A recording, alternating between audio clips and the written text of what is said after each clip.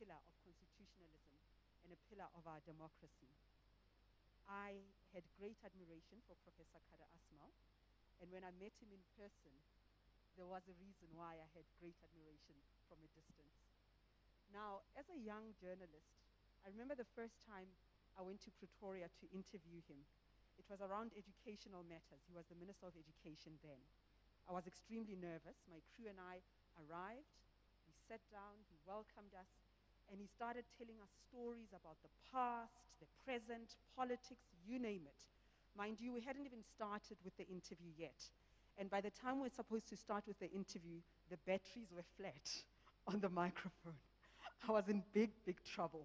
But somehow, precisely because the things that he was interested in were edifying, they were about human rights, they were about the evolution of society, they were about democracy, somehow it looked like what he was talking about was the purpose of the interview, and it absolutely wasn't. The second time around, he came to the SABC. I was anchoring a news show there, and again I interviewed him, and at the end of the interview, it was a Sunday evening, he says, "Isn't there a pub in this place? Isn't there an Irish pub or something?" And another story that I always found funny, when Mary Robinson came to South Africa as a member of the elders, I think it was one occasion to celebrate Nelson Mandela's legacy. And she also told very funny stories around Professor Kader Asmal and how every time he spoke, he'd say, "We the Irish." So I think that confirms the historic ties that, Ambassador, you have spoken so eloquently about in the past, the historical ties that South Africa enjoys with Ireland, a commitment to human rights, a commitment to progress, healthy bilateral relations, and we thank you as well for being a part of our community here today. And Casac as well, making this possible to celebrate one of your founding members.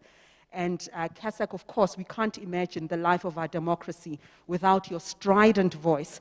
And I think based on the issues that you take on, the interventions that you make on behalf of the marginalized, I think you truly live up to what Professor Kader Asmal stood for. And ladies and gentlemen, today, our lecture will be delivered by somebody who is a rock star, I think, in medicine and health, but I'll tell you more about him later. But I think what I want to say, the choice of guest and lecturer tonight is very apt. It comes at the right time. People all over the world are anxious, Prof. We are anxious about our future. We are anxious about our health. We are anxious about our planet. We are anxious about the lack of urgency when it comes to inequality. And we wonder whether COVID-19 has taught us anything at all. We wonder whether when we wake up from a post-COVID world, we're just going to be relieved because we survived? Are we going to retreat yet again to our individualism, looking out only for ourselves, not caring whether people have enough to eat, whether people have enough access to medicine, whether we choose for others the kind of life-saving infrastructure that we've seen has been so absolutely pivotal in whether a community or an individual or a family survives COVID-19 or not. So I'm really looking forward to hearing from you. I'm looking forward to hearing from you, Lawson. I'm looking forward to hearing from you, Ambassador, Her Excellency Fionnuala Gilsenan. And of course, reminding ourselves yet again that it is about celebration. But I think in the life of any nation, from time to time, we have to go back. We have to be reminded of what it was all about. We have to be reminded of what was the plan when this democracy was crafted with so much care and so many sacrifices. We have to be reminded of what those ideals and those values were. And I think these lectures are very important to members of Casac and everybody else who is here. They're not just people who agree on issues getting together just to chat. That's certainly not how I see them. How I see them is an opportunity for renewal, an opportunity to remind ourselves of what is at stake if a culture of human rights does not prevail.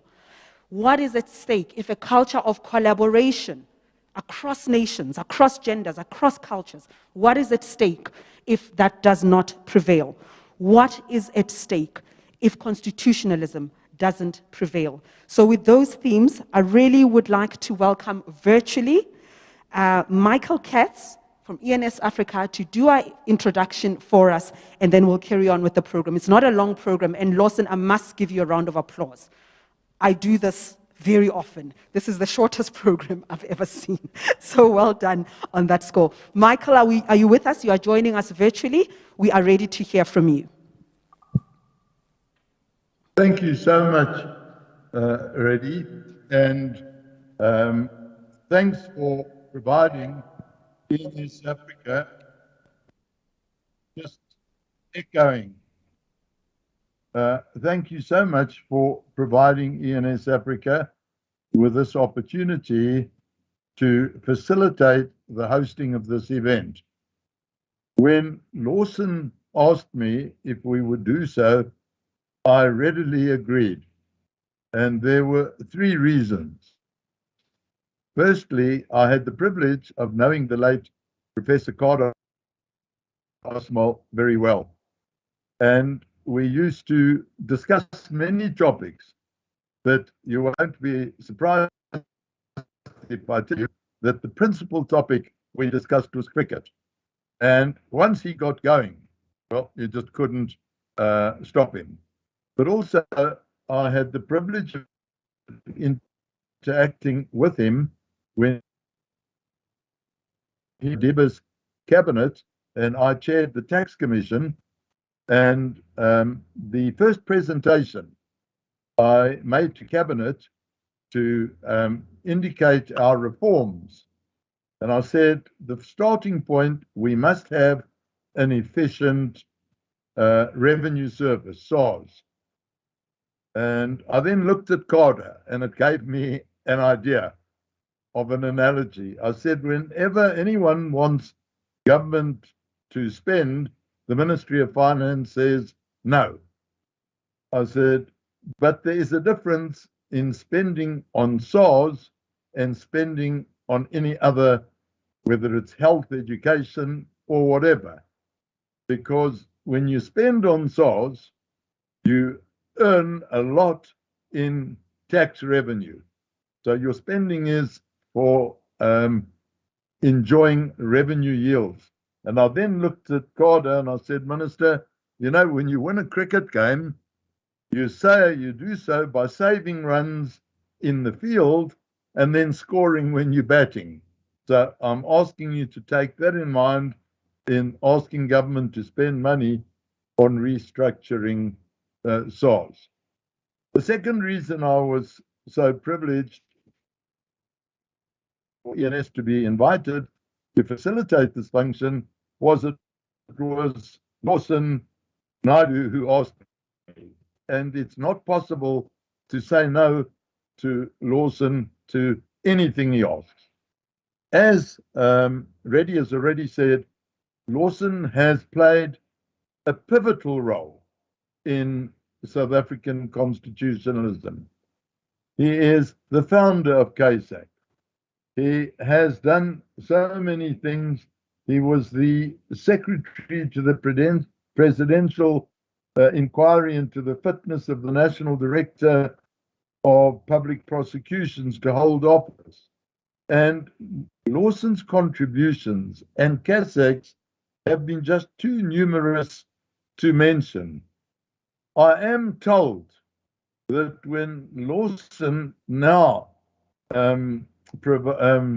formulates heads of argument for presentation to the Constitutional Court, and he's challenging a executive action or some legislation, I'm told that point one of his heads of argument in challenging something is, it's just not cricket.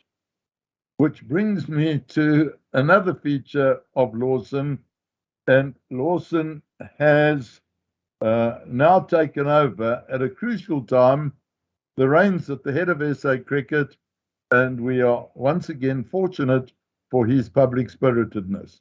So Lawson, full congratulations to you and Casac, and ENS Africa is privileged to help host this event. The third reason I was so happy is because of the esteem of the guest speaker. And Professor Salim Abdul Karim, is a household name worldwide. I'm not going to do the introduction of our guest speaker, but I just wanted to tell you, Professor, how attractive it was to me that you're the guest speaker. And finally, just in the words of welcome, I omitted to mention the presence of His Excellency, the Ambassador for Ireland, Mr. Gil Sanan, and we are very thrilled that we can participate in this event with you. So, Reddy, thanks again for having ENS Africa involved, and over to you.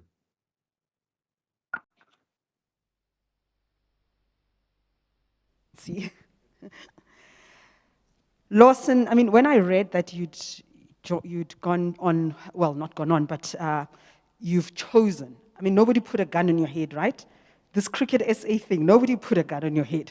You are really a masochist. But I think more than anything, you have an appetite for fixing things. You like order, you value legacy, and you value being productive, I think. Good luck. I much prefer you in the boxing ring in the Constitutional Court and commentating and marching and all of that. Lawson, I think that that was a very generous introduction that was already made. And so with that, I would like to welcome you to the stage to give us a few words representing Casac. And as we said earlier, the Council for the Advancement of the South African Constitution really is committed to the principles of progressive constitutionalism. So it is proper that we are here. Over to you.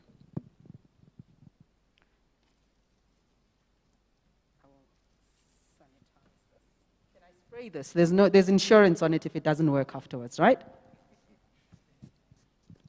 These things are costly. Thank you. Thank you, Redi. Thank you to Michael Katz. And I will be very brief. It's really just to say on behalf of Casac to welcome everyone that has joined us this evening for the annual Kader Asmal Human Rights Lecture. We're very privileged to have Professor Salim Abdul Karim with us this evening to do that. And really just to say, Professor Asmal was part of the inspiration behind the establishment of Casac in 2010. And he was one of the founding honorary patrons of Casac. And when he died, sadly, just over 10 years ago, we decided to institute this lecture in his memory so that we continued to be reminded of the work that he did. And as Redi said at the beginning, his absolute commitment to the universality of human rights, the importance of the rule of law and a constitutional democracy in South Africa, something that he had spent his whole life working towards. So we're very privileged to be associated with Professor Asmal in this way, and very proud and privileged to have had a number of lectures in his honor as a result. We've also had established a scholarship in the name of Professor Asmal, where we provide young South African students with an opportunity to study a master's in international humanitarian law at his Irish alma mater, Trinity College Dublin, and we're also very pleased to have produced a number of scholars through that program. So this is really a moment to reflect on issues of the day that impact fundamentally on human rights and how we can expand the meaning of human rights for ordinary South Africans in this country. And I think the topic that will be addressed on this evening speaks to that in a very particular way as the world finds itself in a very difficult and dark place at the moment. So we need to navigate our way out of this, to see the opportunities that arise out of the crisis that the pandemic has inflicted on the globe. So as Casac, we're very pleased that so many of you will have joined us to listen to this lecture this evening. And with that, let me hand back.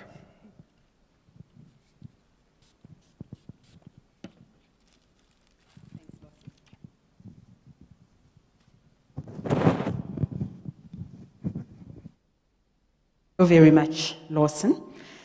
And with that, is that okay? Fine. In fact, it's the one rule of a microphone. Don't put it too close to your mouth because that happens. You'd think I'd know better, right? We put it like this. Her Excellency, it's a pleasure to welcome you to talk to us about what this moment means for you, for the embassy that you lead, the country that you represent, and for us as people of the world. But I must use this opportunity to thank you for removing South Africa from the quarantine list. I read that at the end of August, so we can somewhere just get on a plane and go to Ireland, right?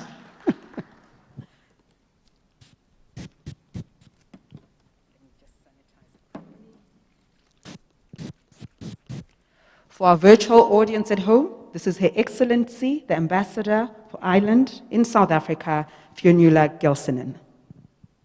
Ready, thank you very much.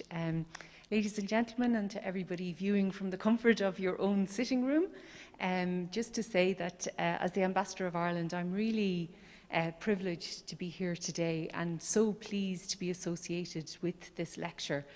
I think for Irish people, you know, Kader Asmal has a whole history that's separate from what you know. And he arrived in Ireland in the early 1960s, and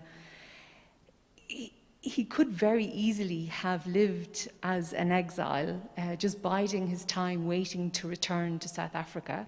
He could have, as he did, throw himself into the anti-apartheid movement, building what was one of the most effective anti-apartheid movements internationally. And that would have been enough. I don't think anybody could have, you know, blamed him or cast aspersions on him if he had just done that. But he didn't just do that. He actually threw himself into Irish life and made some really important contributions. He was a co-founder of the Irish League of Irish Council of Civil Liberties, and he co-founded that with Mary Robinson, who Reddy already referenced today. And you know, at that time in Ireland, there were a lot of problems. We had a lot of issues with poverty, unemployment, immigration, and violence in Northern Ireland. So in a sense, in the domestic sphere, there wasn't really the appetite for human rights that I suppose I would say there is now. And he was an outsider. And, you know, in Ireland, being an outsider, particularly at that time, wasn't easy. And yet, he got involved in the ICCL, made a tremendous contribution, and focused on the kinds of issues that were difficult at the time, looking at police complaints processes, looking at issues around the rights of psychiatric patients, taking on with Mary Robinson issues around women's equality, children's rights. You know, none of these issues were easy in Ireland at that time, and he made a tremendous contribution. He also taught in Trinity College for 27 years, and he has an illustrious alumni, if you like, from that time. Many of them who are still involved or who are now involved in politics and of course, who make a tremendous contribution to the ICCL as time goes on. So I think when Kader Asmal left Ireland in the early 90s, in a sense, he was part of that generation that had set Ireland on a much more positive trajectory. And I would like to think that if he was still alive, he would be really proud of some of the more recent successes that we've had in really placing Ireland in a much more inclusive and progressive place, particularly around the marriage equality law that was passed, the repeal of the 8th, which removed the constitutional ban on abortion, and many other values within our political system, which are now seen as almost having been there forever, but they weren't there forever, and the contribution that he made really is something that is significant and I don't think will be forgotten. So from that point of view, as a citizen of Ireland and as a representative of Ireland, I'm really proud to be associated with this lecture, and I look forward to hearing Dr. Karim. I've listened to him a number of times already on various Zoom platforms over the last 18 months.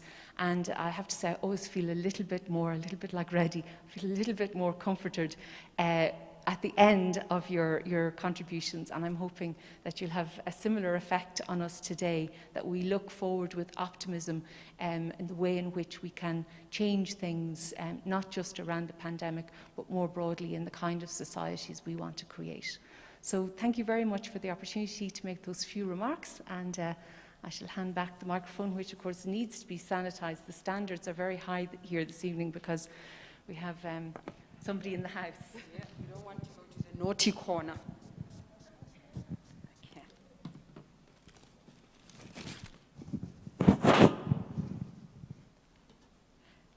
It's such a privilege to introduce our guest speaker for the annual Kader Asmal Memorial Lecture.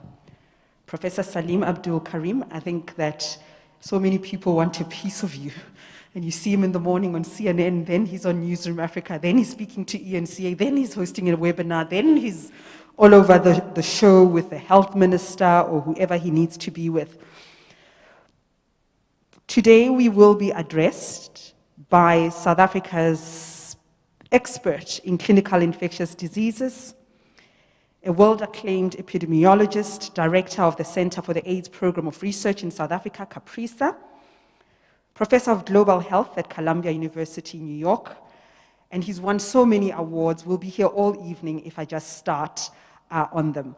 But what did stand out for me, Prof, when I was reading your resume, and I've seen this before with so many South African academics, scientists, activists, that it almost makes a joke of the conversation around, or the binary around Western scientists. And you think, who are the Western scientists? Because we've got global voices, a global world, a global platform to which South Africa has contributed richly.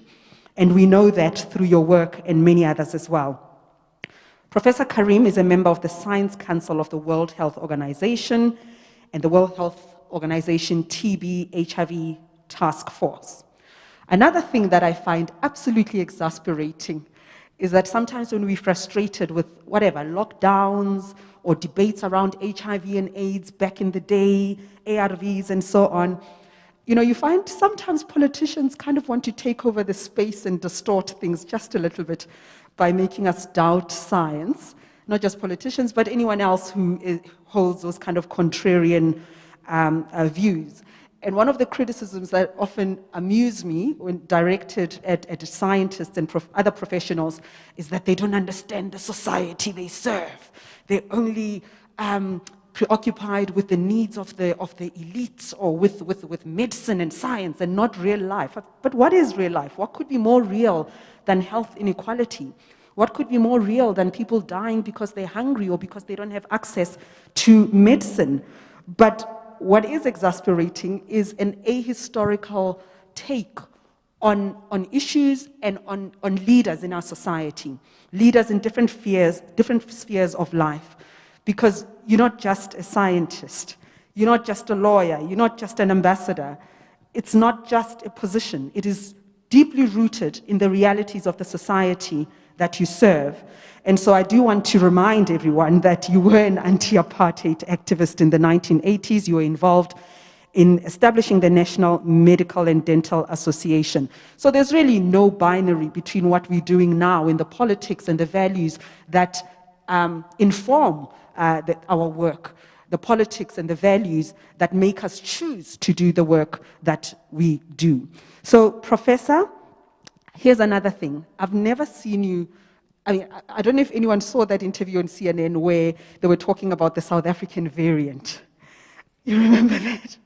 And I thought, how do you correct someone with such a smile? And I wonder if the person realized that they were being corrected.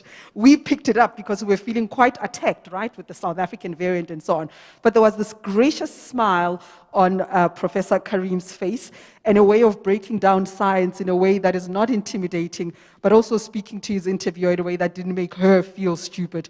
But we also felt vindicated and validated that at last someone will speak about how viruses perform, how they behave, and that this is not just some odd othering of South African society and African society by extension. Professor Karim, the floor is yours. Oh, you've got your own microphone. Thank you. I'll just take this one and sanitize it.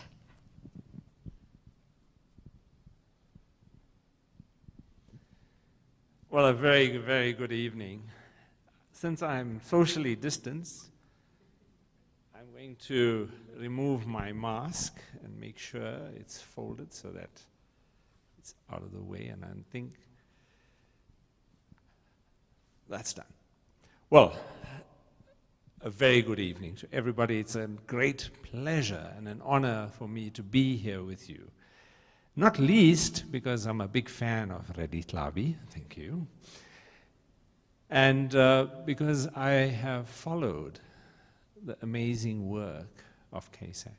And when I initially got the email inviting me to speak, I wondered, was Lawson contacting me because he wanted some guidance on COVID in relation to cricket tours? And very quickly, no, it was about the Kader Asmal lecture. So I'm indeed very honored. I'm honored that you invited me. I'm honored to be here with you today. Her Excellency, the Ambassador of Ireland, Chairman of ENS, Michael Katz, members of the executive of Casac, and one and all. What I want to do in the course of the next 45 minutes or so, I'm going to tell you about how a tiny virus that we can't even see with the naked eye has served as a magnifying glass on society's inequities. And what I hope to do is I hope to, in the course of this lecture, give you a perspective of the challenges we face and the way in which this virus has given us new opportunities to understand the challenges. It has exacerbated those challenges, and ultimately I'd like to look at the way forward. But let me start by paying tribute to Professor Kader Asmal. He hails from Stenga, quite near where I live, in KwaZulu-Natal. He studied education initially. He was a teacher and then went on to study law. And he became involved while he was a student in the ANC's Defiance campaign. But a turning point, an important part of what changed in him, that gave him a new spark, and he refers to it as the meeting with Nkosi Albert Luthuli. That firmed up that spark in him to serve the cause of humanity, both in South Africa and then also in Ireland.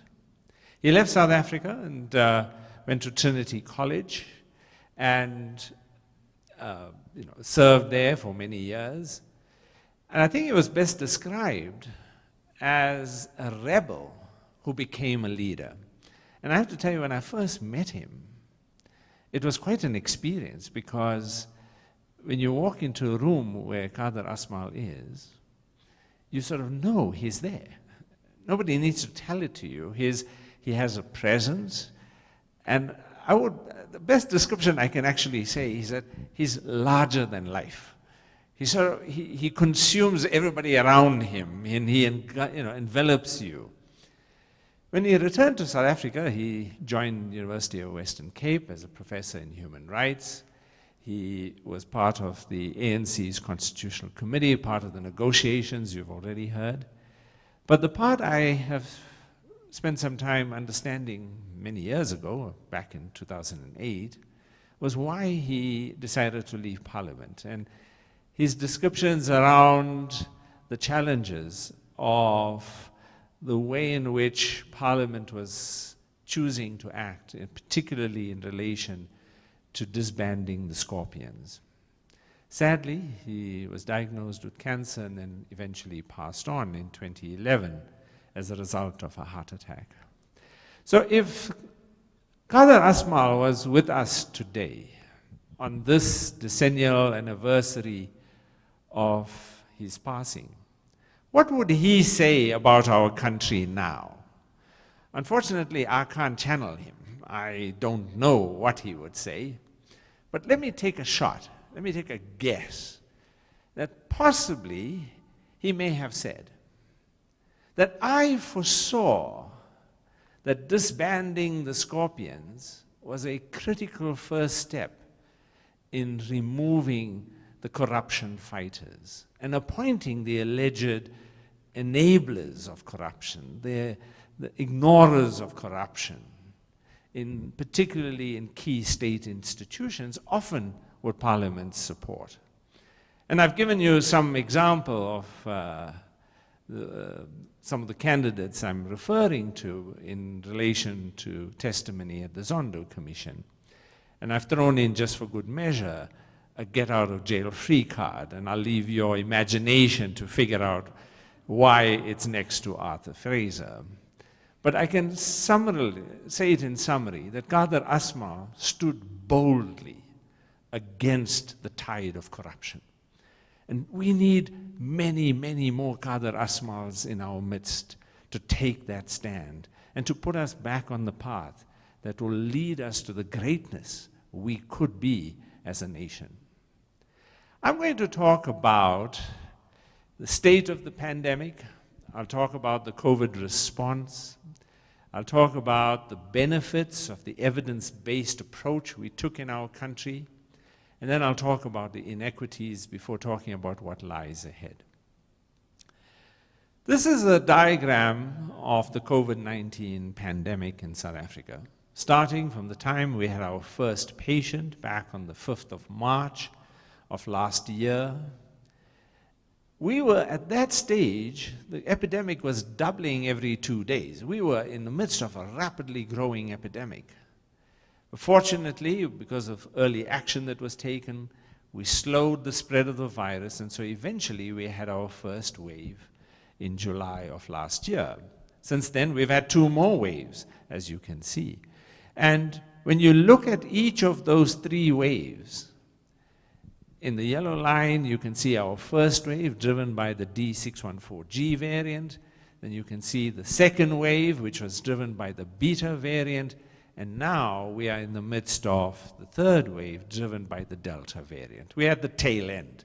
It's not over yet, but we're pretty close to it. It'll be done in the next few days. So when we reflect on all of those 3 waves, we're so caught up in our own, we feel sorry for ourselves sometimes. We feel like we're being a bit held back. This pandemic is not allowing us to do the things we love and enjoy. And in South Africa, sometimes we forget, we lose sight that the reality is that the whole world is dealing with COVID-19. The whole world. There are over 200 million cases. There are almost 5 million deaths. This is a pandemic that's impacting everybody, and we are feeling it everywhere across the world. And it's taking its toll in deaths. On the left-hand side, I'm giving you a diagram of the world showing you excess deaths. Now you can see that excess deaths across the world, several countries, including South Africa, are shaded in the darker color. Globally, there are about 3.3-fold more excess deaths than reported COVID-19 deaths. In South Africa, the excess deaths are about 2.9-fold what the reported deaths are. So it's a global challenge that we have, that we only know about 1/3 or so of all the deaths from COVID-19. So let's look at the response and look at a human rights-based approach, or is it that this response is just a pretext for authoritarian control, as has sometimes been pointed out? So let me take you back. I'll take you back to March last year. This diagram shows you the epidemic and the cases occurring in countries across the world at the point at which we had to make a difficult decision about what to do about this pandemic. Now, there's no one in South Africa who is an expert on coronaviruses. That must be first stated. Coronaviruses are pretty obscure. We know they cause a sort of common cold. So most of us who've been involved in infectious diseases really come from HIV, TB, and other viruses. And so we had to benefit from what was known elsewhere in the world. And what were the pictures we were all seeing? We were seeing pictures of the overwhelmed hospitals in Italy. We were seeing the mass burials in New York City. And it was frightening. And we knew so little. And it's hard to tell somebody, actually, we know so little about this virus back in March of last year. And so when you're faced with that level of uncertainty, it means that you have to make difficult decisions. And you have to make them by bravely facing the problems. And you have to act decisively. This is not a time to second guess yourself. You have to make difficult decisions timeously, and you've got to act decisively. Now, we did have a previous epidemic, call it a pandemic, even though it's not officially declared, in HIV, and we chose not to act decisively. We chose instead to go with denialism, with prevarication. Fortunately, we didn't have that problem in COVID-19. In fact, other countries did have that problem in COVID-19. I'll give you the example of the US, where they similarly had, oh, the virus is going to disappear in the summer. So we've had that level of denialism even in COVID-19, fortunately not in South Africa. And so we had really difficult decisions made timeously. To give you an example of how important it is, Neil Ferguson, who is one of the advisors to the UK government, did an analysis where he showed that the UK delayed instituting its lockdown. And that he worked out that if the UK had imposed its lockdown 1 week earlier, it would have halved the number of deaths they had in April. That's how important time is in this pandemic. So that fact that we were able to act in that kind of way, in a decisive way, was really important. But across the board, it wasn't exactly in the same way in many other countries. In fact, in this analysis that was undertaken, there are about 80 countries across the world where respect for human rights has been dented by this pandemic. That governments have used the pandemic as an opportunity to silence critics, scapegoat minorities, and using COVID emergency measures to harass dissidents in some countries. And I've given you some examples in Algeria and in Israel of examples of how the COVID response, there's a fine line between using it to deal with the epidemic and using it to deal with opposition. And when we think about that, we think about human rights and the response, it's just useful to just go back in history briefly and deal with the 3 eras that are probably easiest to describe. In the first era, which we went through in the bubonic plague, when we were dealing with early cholera, the priority was about saving lives. In the absence of enough scientific evidence, we had to take actions, and though the people leading the response at the time set human rights aside and dealt with the public health response. And that era that we lived through, well, not we lived, but the previous generations lived through, were quite harsh. The actions that were taken to contain many of these diseases were extremely harsh. But in HIV, we came to a new world. We began to understand that the public health response is one that can deal with human rights, but often they were in conflict. And we saw that in all of the marches, and partly because HIV impacted on vulnerable individuals, individuals who were marginalized and who are discriminated against in society, gay men, drug users. And so we had this continual conflict between the public health response we need to mount to this epidemic and the human rights. We've moved on. In the course of the HIV pandemic, we have progressively moved on. We've tried to find a way in which we can integrate and deal with the human rights issues as part and parcel of the public health response, that the two go together. And Jonathan Mann said it best when he said that protecting human rights is an essential part of the public health response to HIV. And he gave us a whole new way of looking at HIV. I mean, Jonathan Mann was a great, great hero. He led the global program on AIDS that was a predecessor to UNAIDS, and he set the HIV response on a path that saw human rights and public health coming together. Now, I have to tell you, when you see the source of all of this material, you'll see it says S. Abdul Karim, published in, well, it's in press in Constitutional Court Review. I can assure you I don't write any articles and don't publish in Constitutional Court Review. There just happens to be another S. Abdul Karim in my family who wrote this piece. So I'm borrowing liberally, courtesy of family connections. So are limitations of freedoms for COVID-19 justifiable? Well, Article 25 of the Universal Declaration of Human Rights makes that clear, that everyone has the right to a standard of living adequate for health.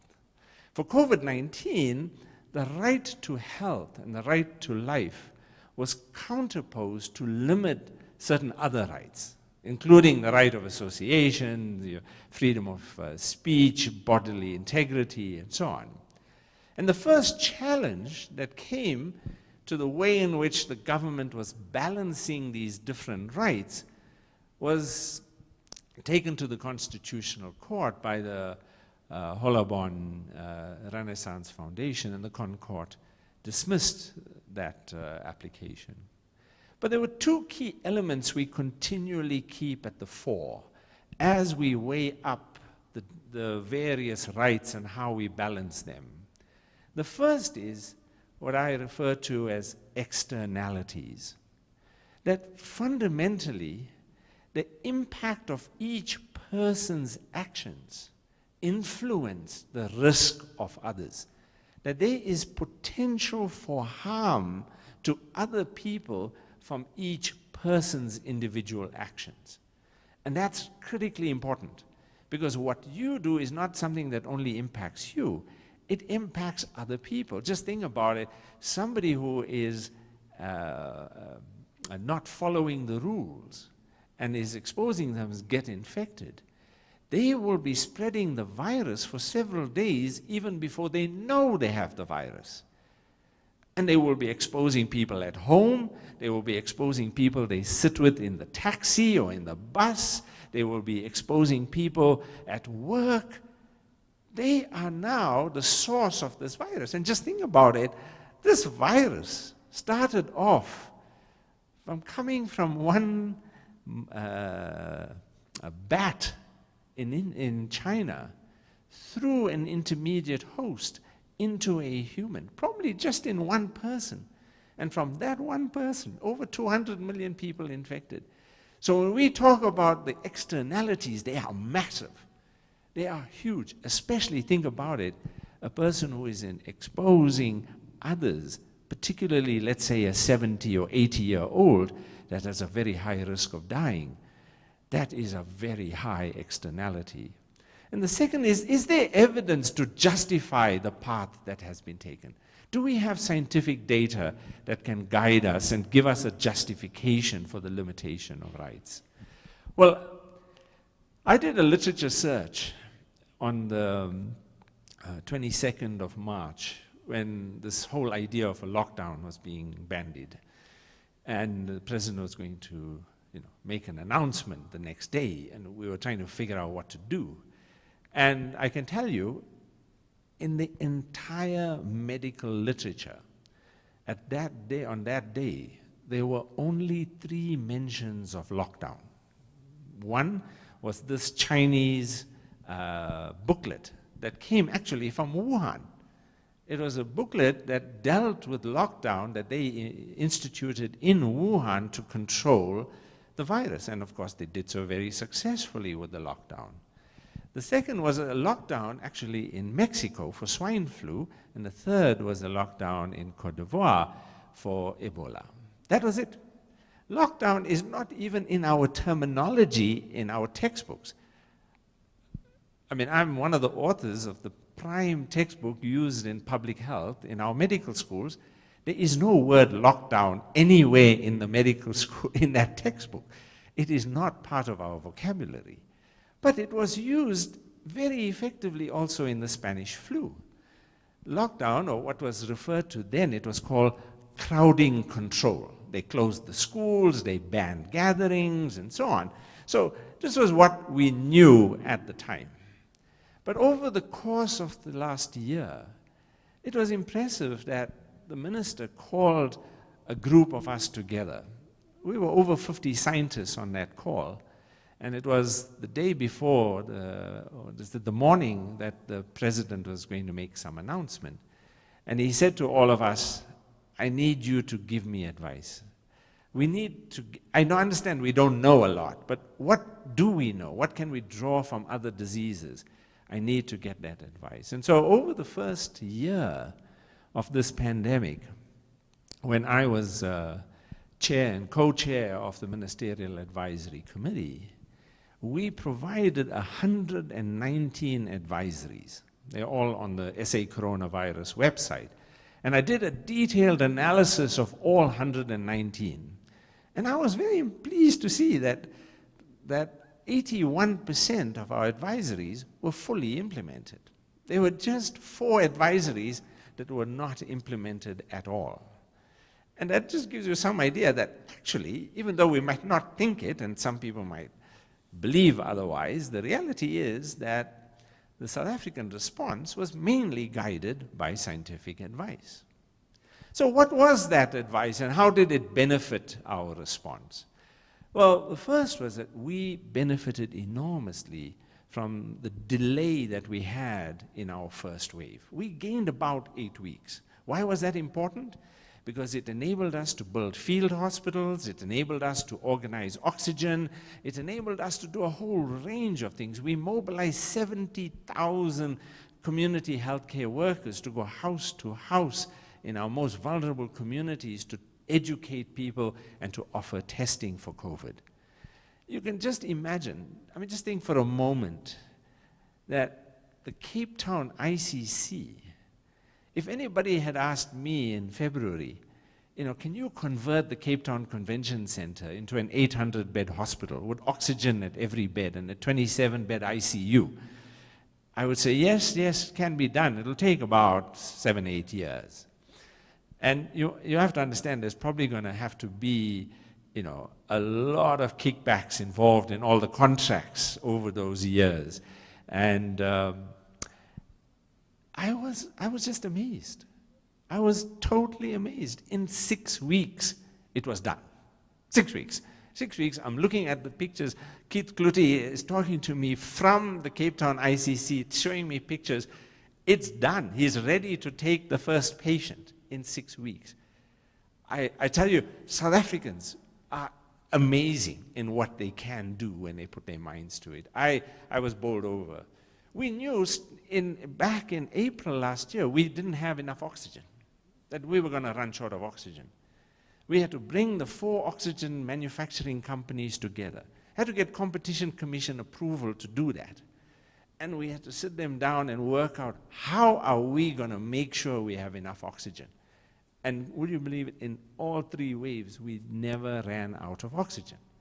We didn't run out of oxygen because we planned, we took the steps that it required to make sure. And we had a plan. We even had a published 8-stage plan, which I presented to the whole country in April last year. So that early proactive response was quite important. And for me, COVID-19 has set a new bar in terms of communication. So I studied my first epidemic back in the 1980s, 1984 to be exact. I studied an epidemic of measles. And I was asked by a reporter, and I gave a comment, and the minister picked up on that comment. And I got a call from the minister's office. The minister at that time was Rina Finter. And she asked that Professor Kuvadia and I come to Parliament to brief her about this epidemic. So it was the first time I saw, scientists, we are normally in the back rooms. That's where we belong. Right? But in COVID, it has given us a new transparency. A new transparency and a new level of information flow that every day there is a press release telling you how many tests were done, how many cases, how many deaths. It often even runs as the first item on the news. That's how much of transparency we have. We even have organizations like Casac going on television talking about COVID-19. That's how much we have family meetings. On a Sunday night after dinner, we have to get together for a family meeting to discuss COVID-19, courtesy of the president. But we've also had our downs. The military response, where South Africa mobilized 70,000 troops in the level 5 lockdown, and we saw the very unfortunate events on Collins Kosa. And I think now, as to our wholly inadequate response to the insurrection or the looting that occurred in Gauteng and KwaZulu-Natal, where the government only mobilized 2,500 troops. I'm wondering, is this an overreaction to what happened before? But we've got to find a different way to do this. We cannot have a situation where our military are making people do push-ups on the street. We have to find a way in which we protect people's dignity as we deal with the pandemic. And of course, the corruption. The virus created the opportunities for corruption, and the looters were there to take their pound of flesh. We saw it in the way in which PPE contracts were done. And just so that we don't believe that, this is the only country that has corruption, I saw this interesting Guardian article where about 1/5 of all the UK COVID contracts raise flags about possible corruption. So we're not sitting on this boat alone. And for me, one of the big challenges were how other healthcare services were impacted. In these articles we published in Science and The Lancet, we showed how the lockdown, especially the level 5 lockdown, reduced patient attendance, impacted HIV testing, it impacted TB testing in so many different ways. And it wasn't that the clinics and hospitals were closed, is that people were apprehensive. They didn't want to go to a clinic. That's where the COVID patients were. So we found that we were being challenged. And, routine elective surgery was canceled. So much of our healthcare was impacted as a result. So let me go on to magnifying, or how does this virus magnify some of society's inequities? Well, the first point is, it's more than a viral infection. If we just look, and I've chosen to highlight 5 major global damaging impacts of SARS-CoV-2. The first is its increased poverty. The World Bank estimates in its most recent report that there are an extra 150 million people who are in extreme poverty as a result of the pandemic. The World Food Programme's recent report shows that 161 more people are now hungry. They are now food insecure.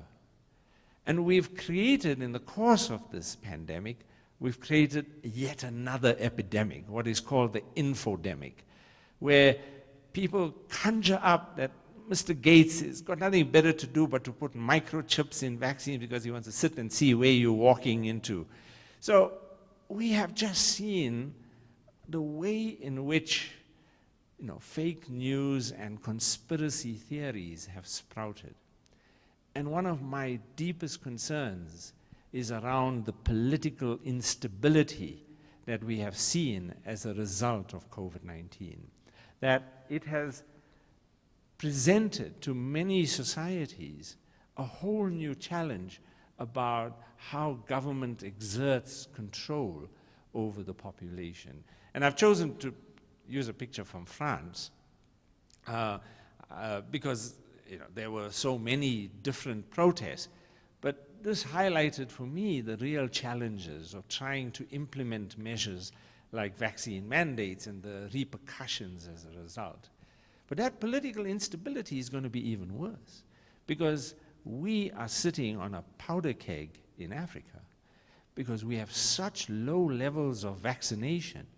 And when the fourth wave hits, we are going to see two worlds. We're going to see the world where it's been vaccinated, they have no problems or they have minimal impacts on their healthcare service. In Africa, we will see queues of people dying because they are not vaccinated and need healthcare. I think that's going to lead to a whole new set of challenges that we will have to deal with. And then we have to deal with the disparities, whether it's race or gender or data access. And let me touch on each of those very quickly. In this diagram, you can see on the left-hand side in the US how much higher the death rates are in black Americans compared to white Americans. On the right-hand side in the UK, you can see the disproportionate contributions of deaths in blacks in the UK. In our own country, in South Africa, the data and the data that comes from the Cape Town from hospitalizations shows that blacks have a 70% higher mortality rate. It's actually not a mortality rate, it's what is called a case fatality rate. That's the proportion of admissions who die. And coloreds, it's increased by 60%. But look at Santiago on the right-hand side.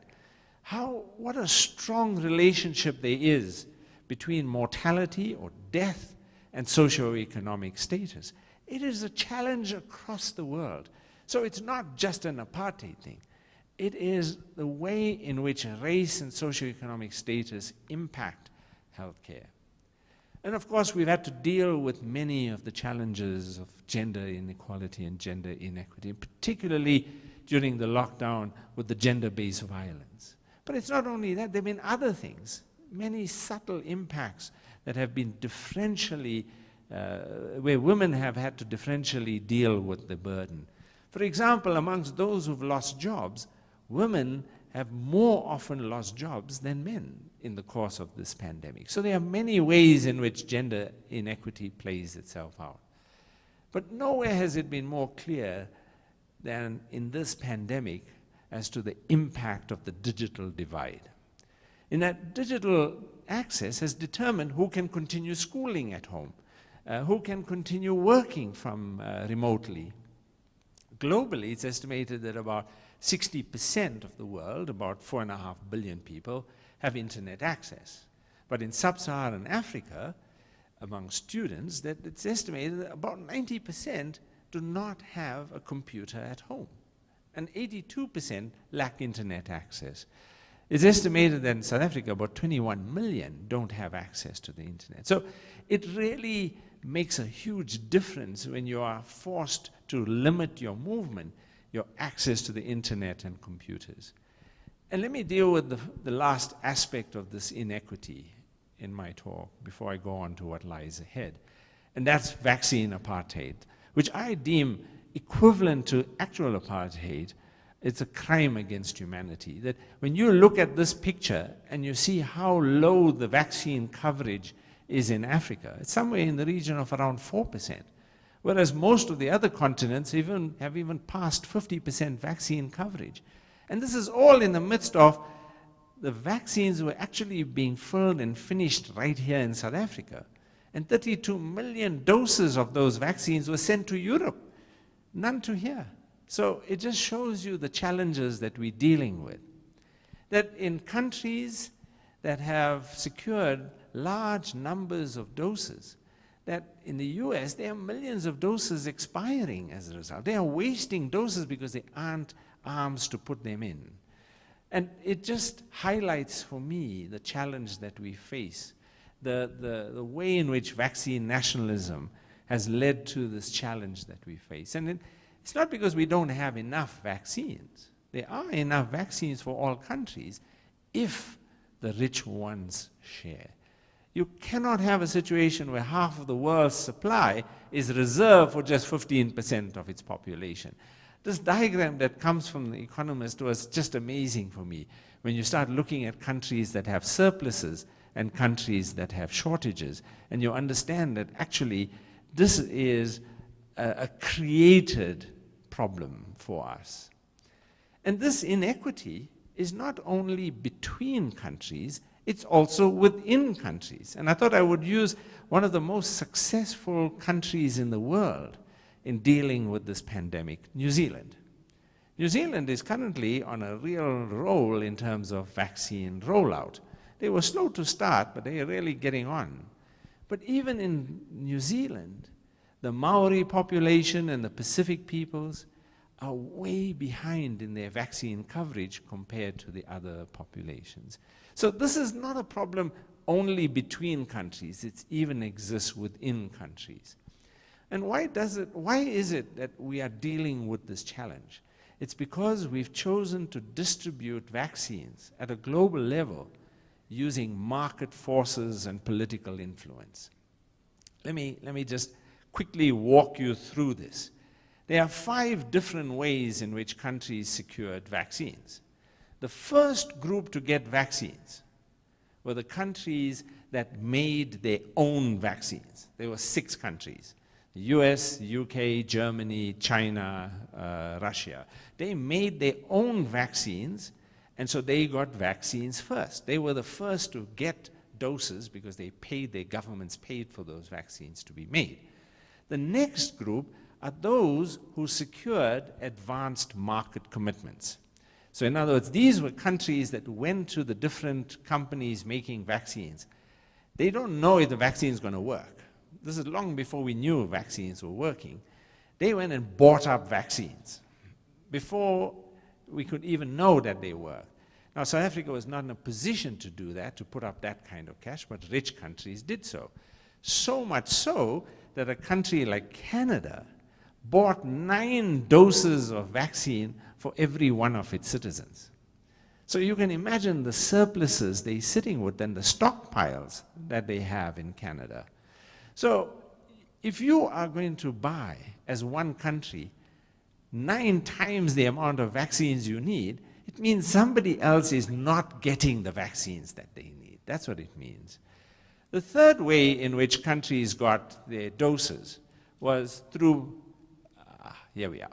through vaccine diplomacy. And here we saw how countries like the United Arab Emirates, Seychelles, and several countries secured vaccines very early. In Africa, 2 countries did, Morocco and Egypt.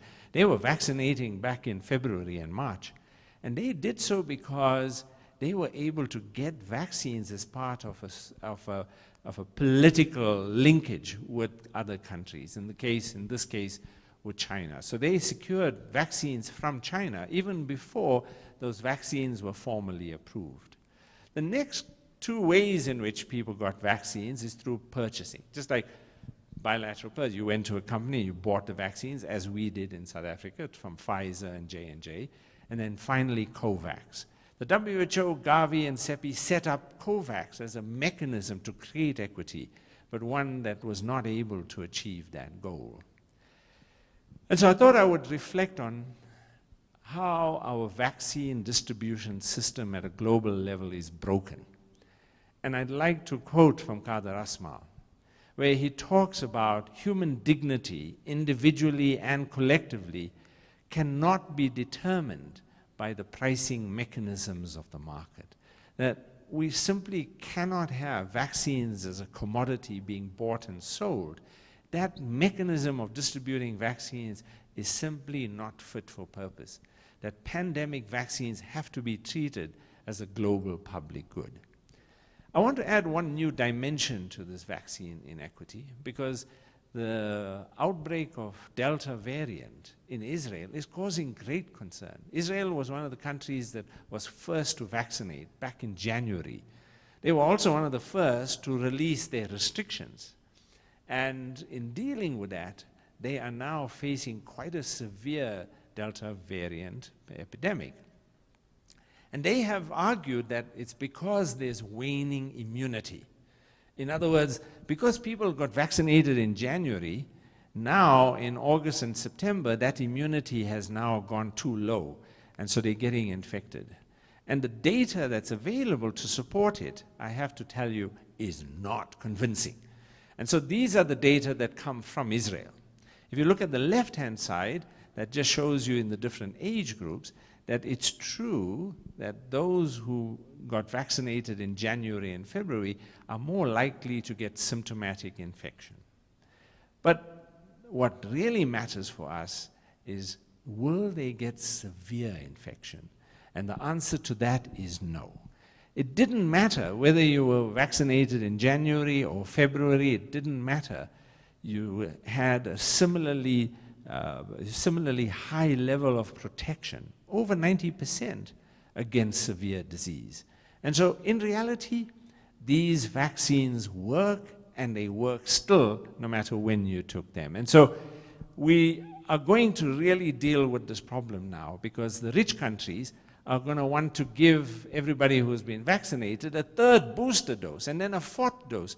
So when are these vaccines ever going to get to us here in Africa? Because the rich countries are going to keep buying them. And so the WHO has called for a moratorium on booster vaccine doses. The WHO is calling for a moratorium to stop the use of these doses in rich countries because poor countries need it.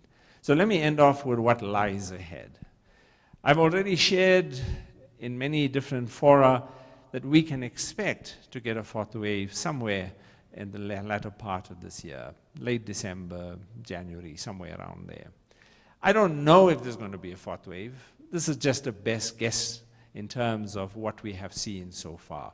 We can expect more waves, we can expect vaccine mandates, we can expect more variants, and we can expect to be continuing to use our public health measures. Now, we have a genuine challenge with vaccines. So in any new technology, you will get the innovators. The innovators, there's a small group, they will get vaccinated by hook or by crook. It doesn't even matter if there's even vaccines available. They will find a way and they will get a vaccine. Then you got your early adopters. Those are the ones who are waiting in the queue from the early in the morning to get their vaccines. And then you get to the majority, the early majority, who are just pragmatists. So they'll get round to it. I know they don't have a problem. They'll do it. It's just, maybe tomorrow. And then you got this late majority who are the conservatives. So they need more incentives. They need mandates and so on. And then you got the laggards, the anti-vaxxers, who will never take a vaccine, actually. So should vaccinations be mandatory? And I would say that we should preferably not have a universal mandate, because I think that would just simply reinforce mistrust and actually foster a whole underground industry. But that mandatory vaccines must be implemented. They'll be important in certain settings. Take healthcare. Imagine if one healthcare worker gets infected and starts spreading it to all of the patients who are very vulnerable. That's a very high-risk situation. So we require vaccine mandates in healthcare services, in several other places, public transport and so on.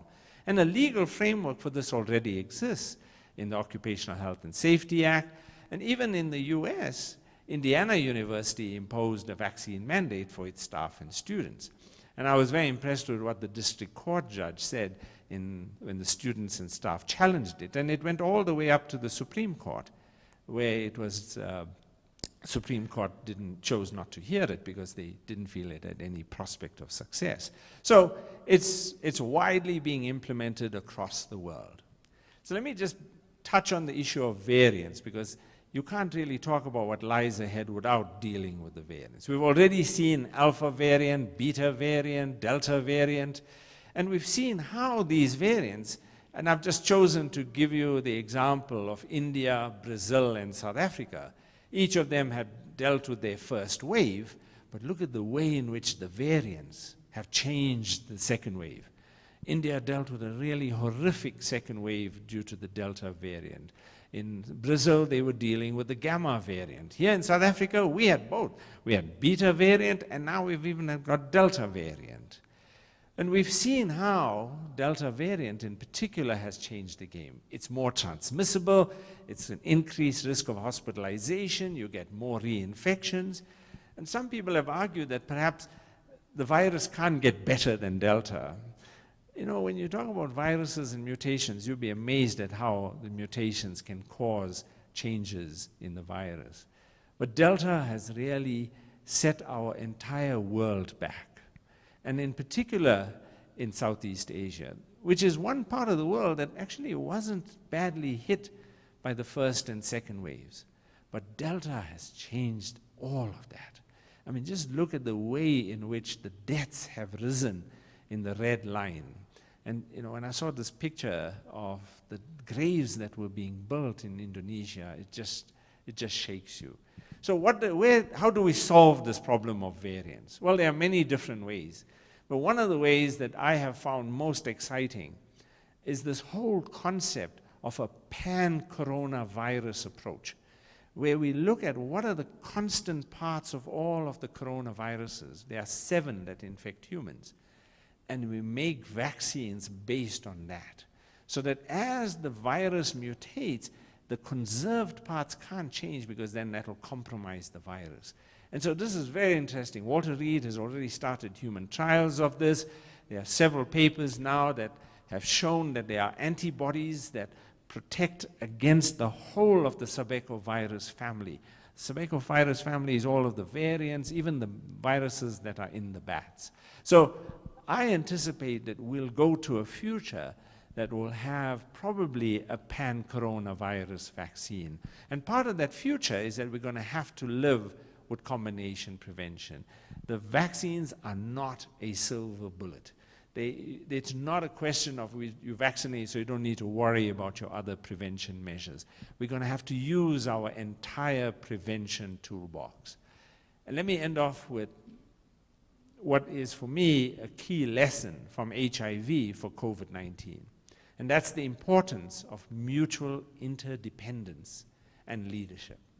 And I'll quote from UNAIDS, the AIDS movement demonstrates that with a shared vision, shared responsibility, and through global solidarity and leadership of people living with HIV, affected communities, and individual action, we can change the course of history.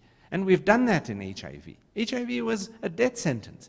Now, no problem, you can get treatment no matter how poor you are. And we've done so through the Global Fund, through UNITAID, through PEPFAR. We tried to do it through COVAX, not very successfully. But that mutual interdependence is critical, because everything each one of us does impacts every one of us together. And I'd like to end off by quoting from none other than Kader Asmal, because he gave us that same lesson, and it comes directly from him, and I quote, because he deals with the issue of mutual interdependence and leadership. When he said, "We must reclaim the struggle's morally just cause, that people come before the personal," the mutual interdependence. The people come before the personal, that actions speak louder than our words, and that we will always treasure the noble honor to be servant leaders rather than leaders who serve themselves. Thank you very much.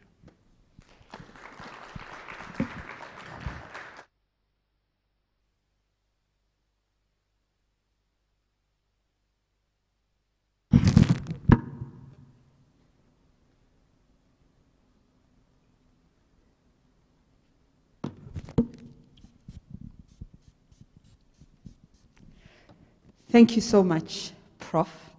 And I think just ending on that quote is so apt, not just for our domestic politics here in South Africa and the factionalism that we all know about, but globally as well.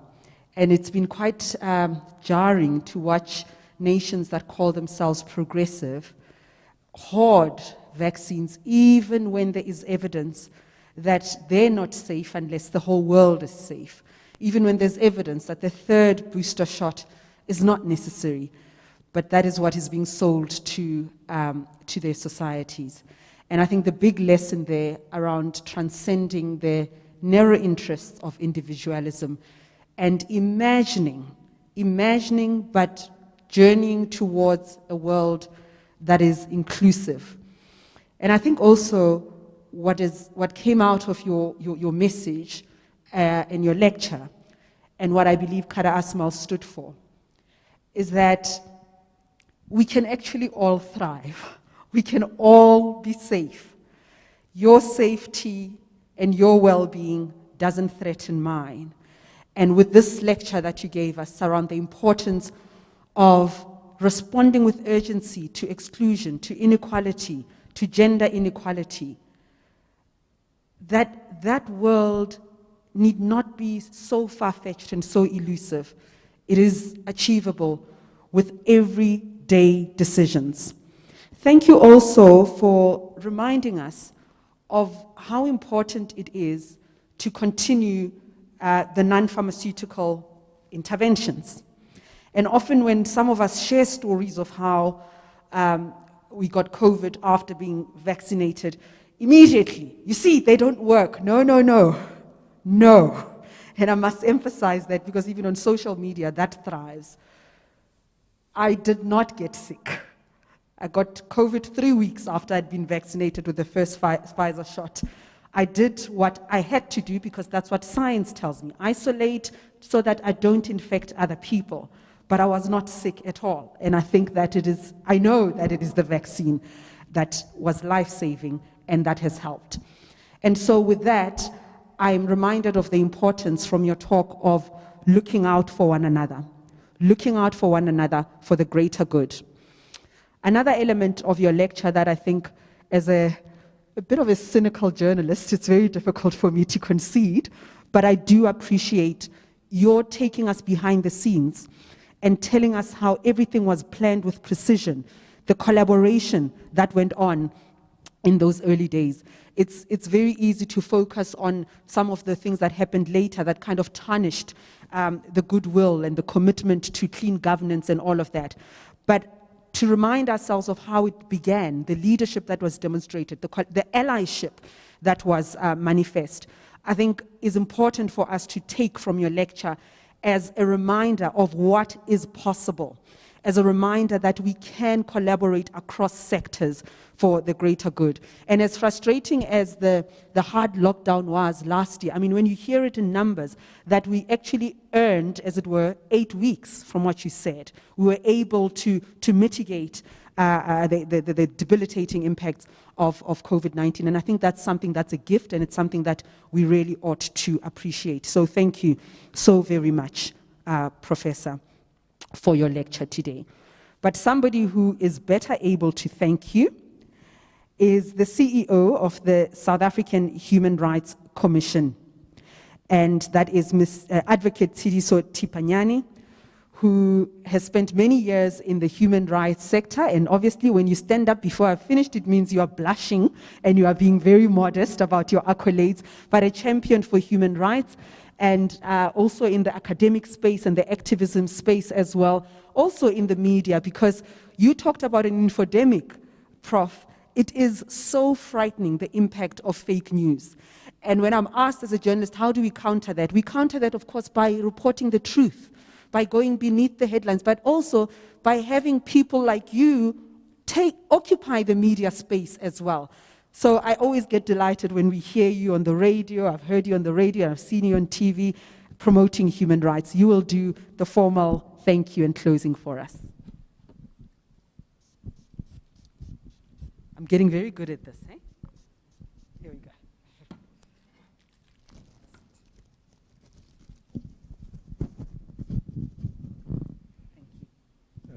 Thank you, Program Director. I still remember the first interview I had with you when we were very, very young, many years ago. And it's amazing how far things have come. Colleagues, definitely COVID-19 presents a threat and an opportunity for all of us in determining how we're going to deal with this issue, whether we'll show leadership or we'll show fear and panic, and therefore undermine human rights. So it is in this regard that I really want to thank the Prof for his very timely lecture, which also helps us to reflect on how best we can address this issue. I also want to thank, therefore, the Kader Asmal family as well for allowing us, to use Professor Kader Asmal's name for this important lecture, which definitely will continue to add value in our struggle for a better South Africa and a much stronger constitutional order. I also then want to thank our ambassador and her government for also supporting this venture, as well as ENS Africa, Michael Katz, we met many, many years ago. I'm glad to see him again, and I also want to thank him for the support in allowing us to have this lecture here today. I also want to thank my colleagues in Casac, Lawson and team, for organizing this event and all the hard work it takes. We're not sure whether it will succeed, but I think it's definitely one of the best lectures we've had, but also very relevant to the times in which we live today. I also want to thank, of course, you yourselves, ladies and gentlemen, for taking your time to be with us today, either physically or virtually. And therefore, we really appreciate that. And now, once more, I want to thank our program director for the sterling work she's done. Definitely, she's getting much better with age and time. Yeah. So, colleagues, let me thank you, and therefore, I hope I've not left anyone. Lawson, thank you, as well as to our colleagues at the back there for making this event happen, our media colleagues. So thanks a lot, ladies and gentlemen, and have a good evening.